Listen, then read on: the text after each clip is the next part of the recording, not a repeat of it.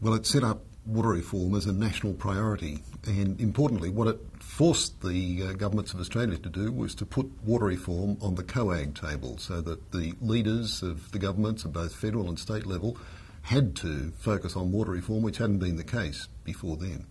It presented a integrated and a comprehensive reform agenda. Some of it was very strategic and some of it was quite detailed, but it was a big picture as well as quite prescriptive set of ideas that governments committed themselves to do, and it eliminated a whole lot of unnecessary differences between the states in the way that they were managing their water.